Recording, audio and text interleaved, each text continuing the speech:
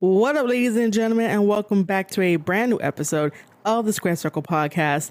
I am your host, Marie Shadows, and we're going to continue our G1 Climax 32 coverage. This is from July 23rd, 2022.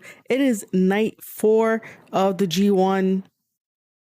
As always, please make sure to like this podcast episode. Make sure you sign up to the Substack newsletter, marieshadows.substack.com, where I am covering the complete G1 Climax 32 tournament and also letting you know about the awesomeness, the awesome news that came out about having an IWGP Women's Championship title on the New Japan side in partnership and relation to Stardom. I have that right up right on marieshadows.substack.com. It is a newsletter that gets delivered to your inbox daily about wrestling news, any type of podcasts, live streams, wrestler interviews, you name it, everything wrestling. Signing up is always free. If you want to unlock all the goodies, you will have to get a paid subscription. However, these episodes of me breaking down the G1 Climax 32 for you guys, because I have been extremely late on giving them to you either on the same day or the next day, every single one would be free. So that means night 4, night 5, night 6 will be free. And then for 7 and 8, we'll go back to the free subs and paid subs. So if you do not want your experience to be interrupted at all when enjoying wrestling content from me, then simply take advantage of the G1 sale that I have been running ever since the start of the G1 on July 16th. It is 28% off for 1 year and 28% off monthly. If you can become a paid subscriber, that is awesome. If you can't, free version still works. You still get a lot of good free content. You could also tell a friend and let them know that if they like wrestling, they can sign up to marieshadows.substack.com. But also when you sign up, it helps me because I am trying to go to New Jersey for a special wrestling event that I got invited to where I want to cover it. And if you sign up, you can definitely help me out. That little bit of extra financial help will definitely help me with transportation since I do not have a car. So yeah, whichever you decide. Don't forget to sign up at marieshadows.substack.com. All right, let's jump into the review of the G1 Climax 32 Night 4 for July 23rd, 2022. Our opening match is met with C Block, Zack Sabre Jr. versus Aaron Henare. Man, this was such a bullshit win for Zack Sabre Jr. again, because for some reason Zack Sabre Jr. has this bruised rib trope. You know, his bruised rib should have been okay from the first time that this happened to all the way to now. Like, there are certain matches where this bruised rib trope comes up. And I'm like, I don't get it. If you have a bruised rib, it's going to be a lot harder to breathe. It's going to be a lot harder to move around and do certain moves. And Zack Sabre Jr. should be relying on his technical skills, especially when something like this happens, because you can sort of control what you're doing. If you have bruised ribs, it's not like you're trying to suplex the guy. If you're suplexing the guy with a bruised rib, it's not going to go well because that's going to hurt. You're straining your muscles, you're straining everything where it's just going to give out, and then your opponent has the upper hand.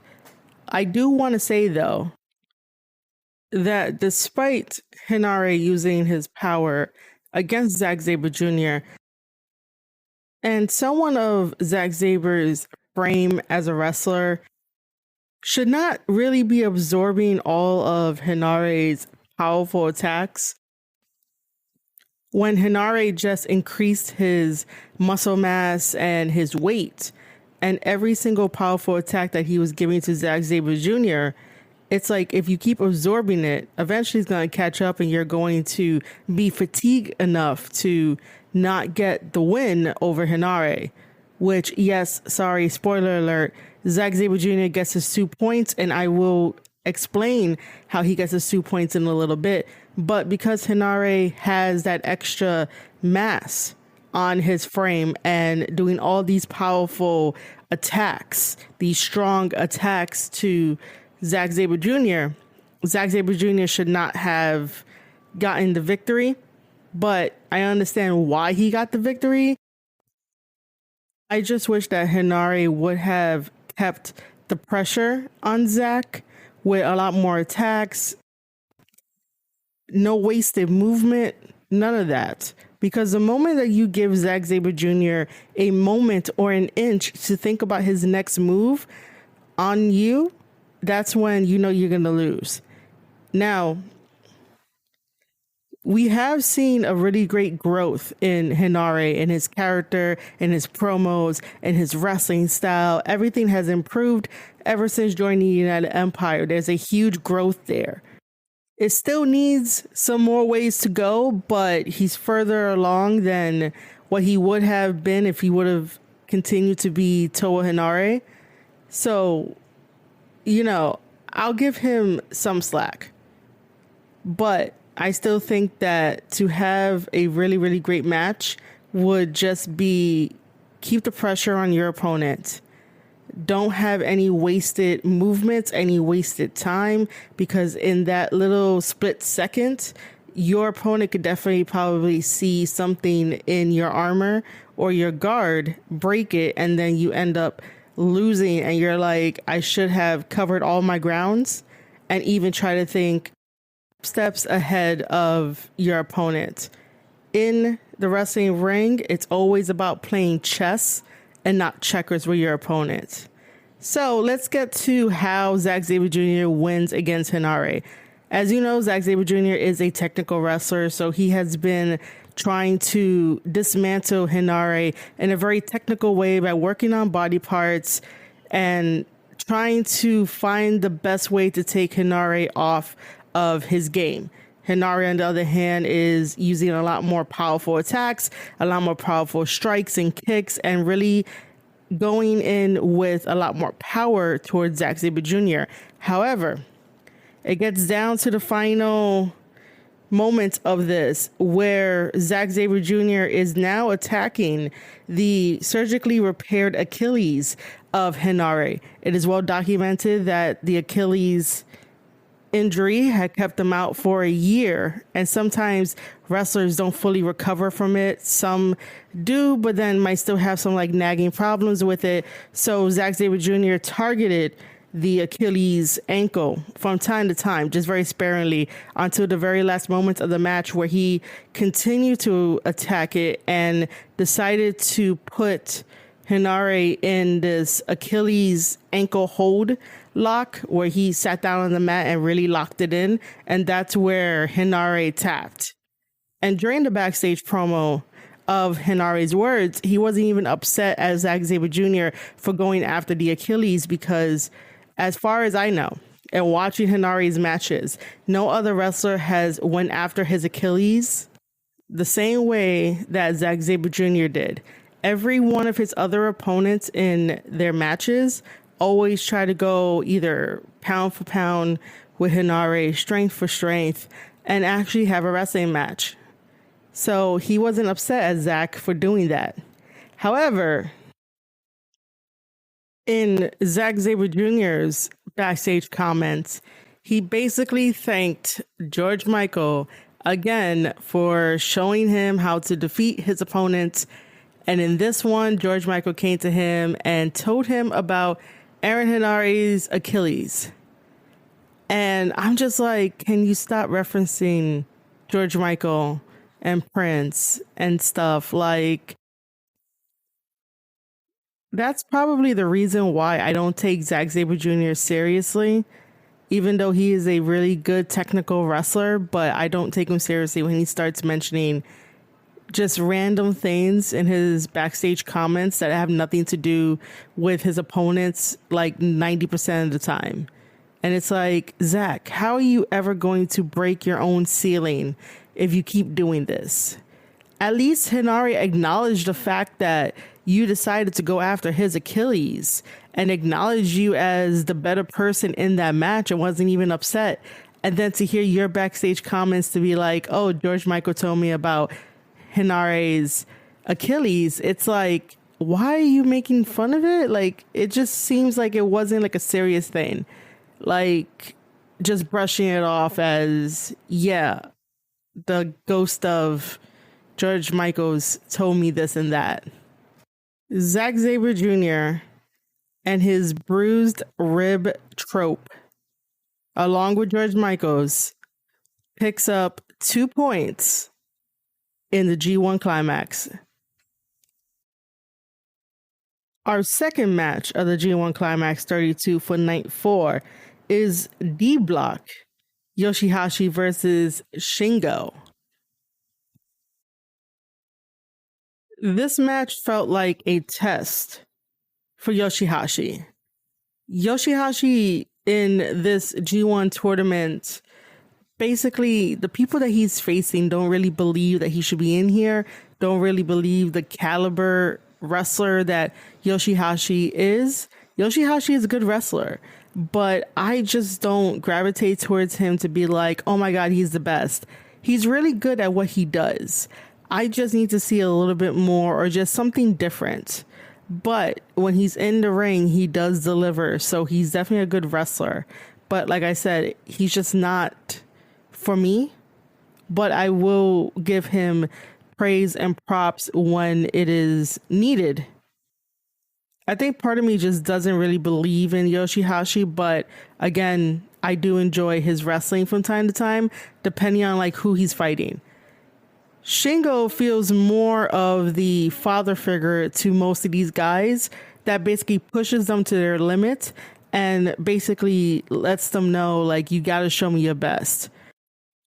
If Shingo is putting in 200% of himself in the wrestling matches, you cannot give any less than that. He won't accept it. He will definitely expose you, and you'll have to climb that hill back up in order to reach him at that 200%.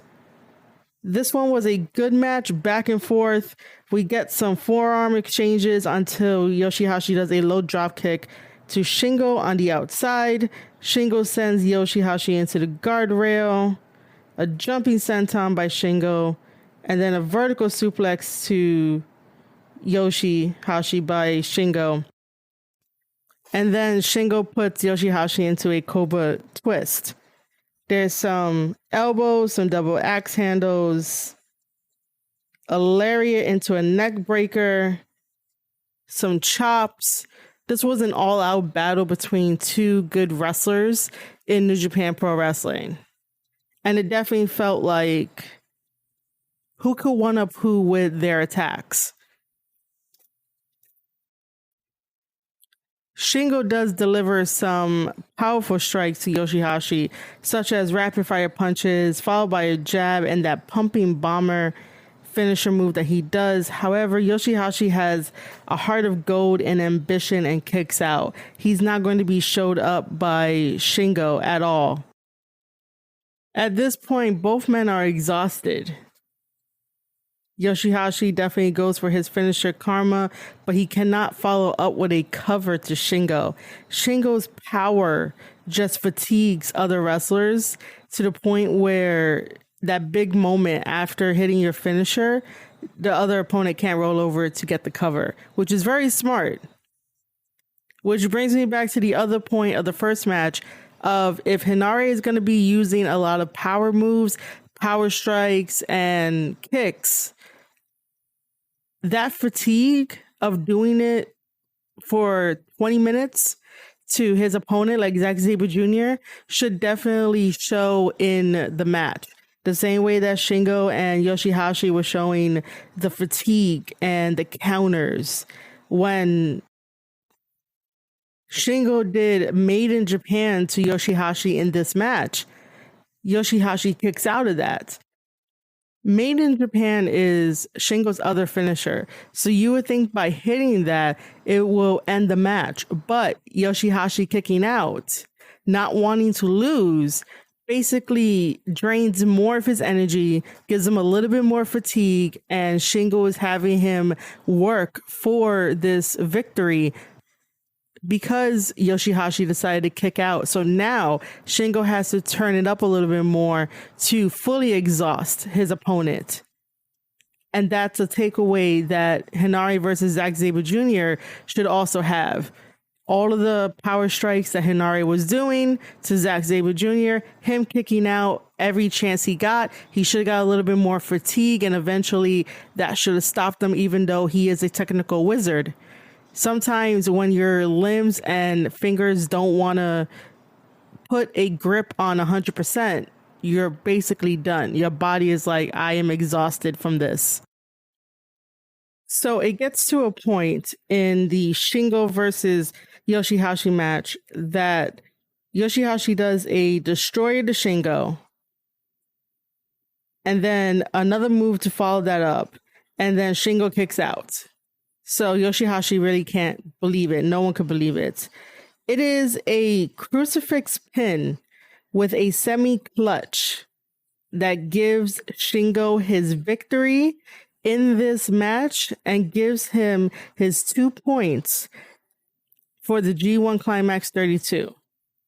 Sometimes the little things in wrestling counts, and the little things in wrestling sometimes are overlooked, such as a simple roll-up, the Okana roll, a crucifix pin with a clutch. Any type of pin with a clutch sometimes gets the wrestler. However, this works here because Yoshihashi was fatigued as much as Shingo, but Shingo was able to use his strength and power to make sure that the semi-clutch was there and Yoshihashi could not kick out. And even if he wanted to kick out, that's more energy exerted from a tired Yoshihashi that had to endure all of Shingo's powerful strikes, kicks, and definitely his lariats. When you see his lariats thrown to other opponents, they look like they're the strongest lariats in the world.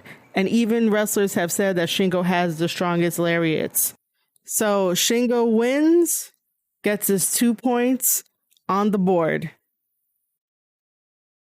Our third match for the G1 Climax 32 Night 4 is A Block, Yano versus Okada.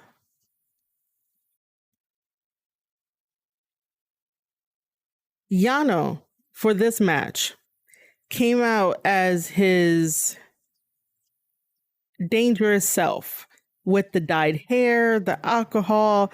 It's not the funny comedy Yano you guys know. Before he was funny and comedic, he was definitely dangerous. You can think of him like a deathmatch wrestler, since death matches are all the rave now, all the craze. So you could think of him like that. Yano does have a violent streak to him. And in order to fight Okada, you need a violent streak to fight Okada, because Okada does not care. Okada looks at every match as a match, a wrestling match. Even if you're friends with him, he will do what needs to be done in order to get a victory for himself. So in order for Yano to fight Okada, he definitely had to go back into his violent self.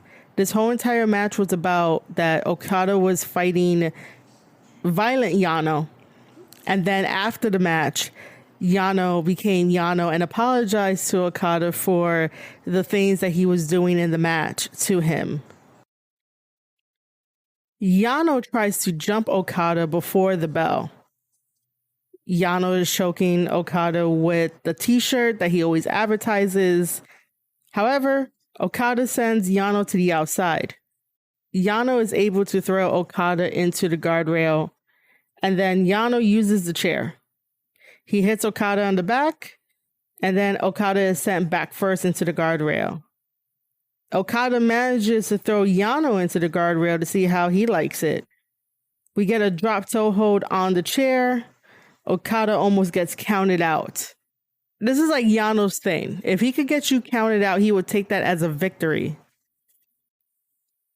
We saw it with Yano versus Jonah, how he got him counted out. So Yano does not really care how he wins a match as long as he wins a match. We get Okada running into the exposed corner because somehow Yano took that pad off, and the exposed steel always gets used as a weapon. We get a DDT by Okada. That DDT that Okada does always gets him out of trouble. We get a near fall. We get a catapult into the corner. Okada comes in with a neck breaker drill type of move. We get a demon powerbomb by Yano to Okada, which is basically Undertaker's last ride powerbomb. Again, we get a DDT to Yano on the chair, though, and that sets up Yano to have Okada put the money clip on him. Throughout this whole entire G1, Okada has been trying to get the money clip over, which is a submission he's been working on, which is great because most wrestlers need either a submission added to their arsenal if they don't already have one, rather than just relying on their finisher, in this case, the Rainmaker. Because for years, Okada has been relying on the Rainmaker, and then he introduced the money clip, which I think is a pretty unique submission move. So during this whole G1, he has been submitting his opponents with the money clip. He turns the money clip into a lariat.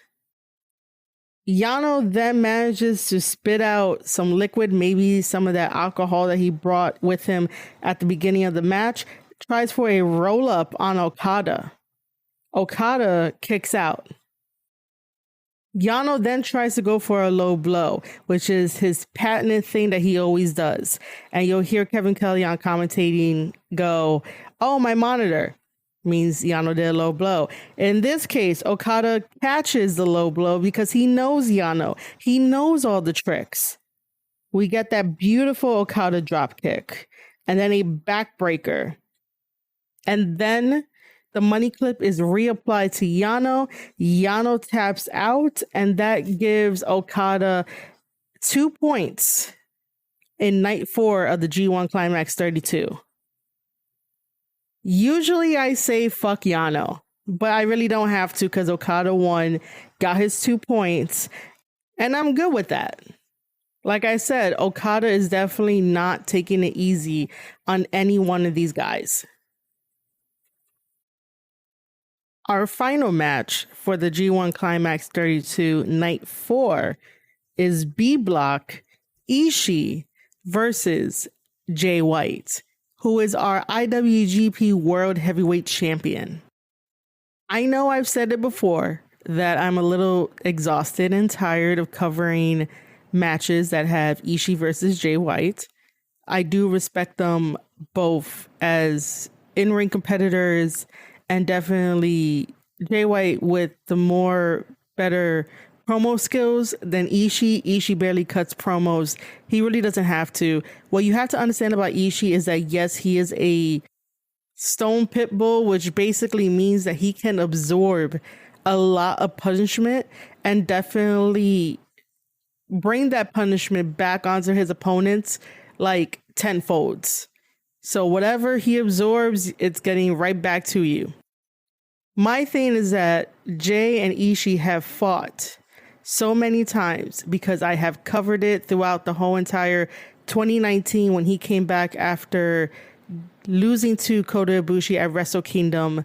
And it was just a series of Jay White versus Ishii, whether that's one-on-one or in trios matches or in tag matches. Like, I covered it all. You can go into my backlog of the Square Circle podcast of the 2019 era and definitely listen to those reviews. So I'm thinking, what else can they do? What else can they show me that I could still be like, this is a really good match? And they really did. They really made this match super good with the storytelling. And it's not that, like, I want to doubt these guys because they're very good at what they do. This is why it's called professional wrestling. They are professionals at what they do, and they're able to turn out a story in this match, even though I've seen them wrestle a lot of times. I really do think that Ishii's main problem with Jay is he doesn't see Jay as being a humble person in the position that he is in the company, or just being a humble person in general. And of course, Jay has a loud mouth, and the things that he says may or may not get under your skin, depending on the situation and what he's talking about. But when it comes to Ishii has done the hard work and took the long road in order to get to where he's at in New Japan Pro Wrestling. So he believes that working hard, taking the long road, no shortcuts, and being grateful for the opportunities to have in New Japan Pro Wrestling, or just have in wrestling in general, makes your career that much better. So Ishii stands on tradition. Probably Jay stands on tradition too, but his career skyrocketed so fast without cutting corners. Jay never cut corners, but his career rocketed, but his career went up so fast because of the positions that they put him in, and the way that he delivers, the way that he commands the crowd, the way that he commands the stories of that he tells with every single opponent he's ever had.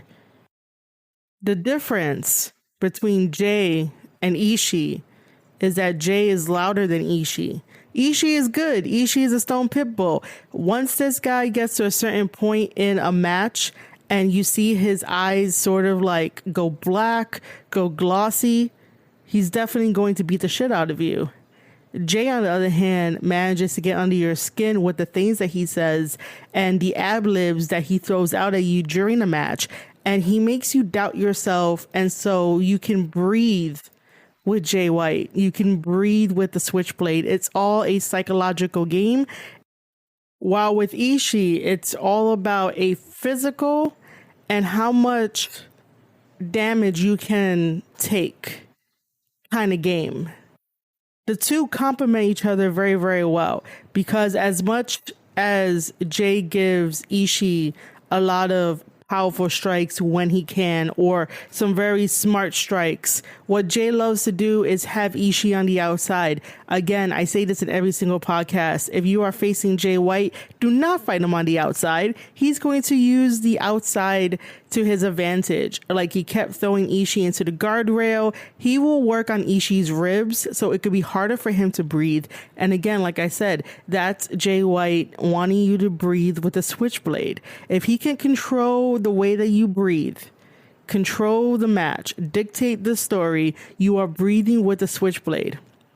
Ishii sometimes gets into his head that he has to follow Jay wherever Jay goes, because he gets a little annoyed that Jay doesn't want to have a clean, fair fight. But once they have a clean, fair fight in the middle of the ring, it is magic. It is beautiful. Both guys give it their all.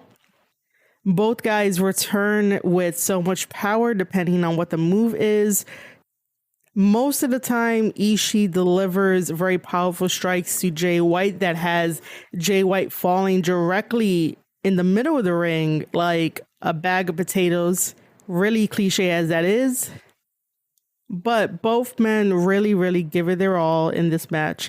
And the magical thing in this match was the fact that they were countering each other's moves until somebody decided to slip up. And that is when Jay White will deliver the Blade Runner to Ishii, cover him 1, 2, 3, and get 2 points for night 4 in the G1 Climax 32. Now, after every single main event, the winner gives a speech. Jay White is known for giving great speeches at the end of his matches. This one in particular was just making fun of the clap crowd, because I really do think that everyone in New Japan is so over the clapping of the crowd, because everyone is still following COVID protocols.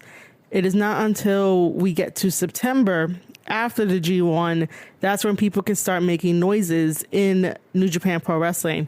I have seen on the internet, especially Twitter, where people would be like, why would New Japan not have the fans say something, but if they watch a clip of something else, that's not New Japan Pro Wrestling would ask, why are those fans making noise?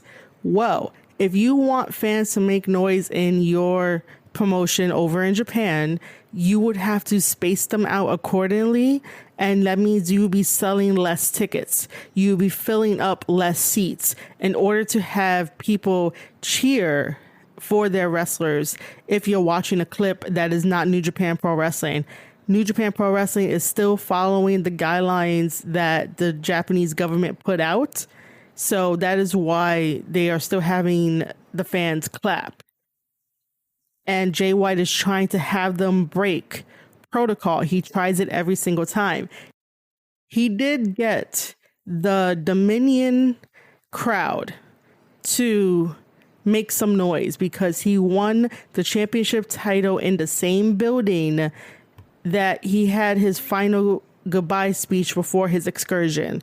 So he basically said to the crowd over there in Dominion, the pay-per-view of New Japan Pro Wrestling, that the fans are his family and that they should make some noise for him, and he got a response. This one here in the G1 for his final main event speech, he does a clap speech making fun of the fans. And it was brilliant. And I'm like, this motherfucker, like this guy. Jay White is always doing something that's a little bit out of the normal when it comes to being a wrestler and how to present your character and how to create promos and how to interact with people. Like that kind of entertainment, I guess we'll call it, is very gold. And I enjoyed it. I didn't understand a single word. I didn't understand clapping because I don't understand that language. But it seems like the crowd understood it and then they all just gave him a standing ovation. And I just think that's very brilliant, the way that Jay White commands the crowd. Everything that Jay White does is really, really fun to watch. So Jay White ends up getting his 2 points for the G1 Climax 32. And with that, ladies and gentlemen, I hope you enjoyed this review of Night 4 for the G1 Climax 32. Of course, make sure to tell a friend. Let them know that if they like professional wrestling, they should check out me, Marie Shadows, over on Twitter at Marie_Shadows, or just sign up to the newsletter, marieshadows.substack.com. You guys could definitely forward any emails that you get to your friends to let them know to sign up. The more the merrier. It helps out the algorithms. It helps out the subscriber list or the reader list. I'm going to call you guys my readers rather than subscribers. If you're a paid subscriber, that makes more sense. You guys are my readers. You guys are my everything. And I appreciate every single listen. I appreciate every single like, comment, and anything else that you guys want to share and tell the world. This episode is definitely going to be free because I have not been on top of the schedule. So that is my gift to you. But by all means, if you feel that my work and dedication and note taking and anything that you learn about these wrestlers, if you feel like it is worthy of getting a paid membership to marieshadows.substack.com/G132, so you can take advantage of the 28% off for 1 year and the 28% off for monthly, however you want to do it. That will be fantastic. Please make sure to stay tuned to the newsletter for more future updates and more little mini project stories, whatever I want to let you guys know. You'll get it directly to your inbox before the world gets it. So you guys get it first because you guys are awesome, and then the world will get it after. They will be knowing it later than you guys. So by all means, head over to marieshadows.substack.com, sign up. You don't want to miss any more wrestling coverage from me. All right, ladies and gentlemen, you have been listening to an episode of the Square Circle Podcast. I am your host, Marie Shadows, covering the full G1 Climax 32. And I'll see you guys on the next one.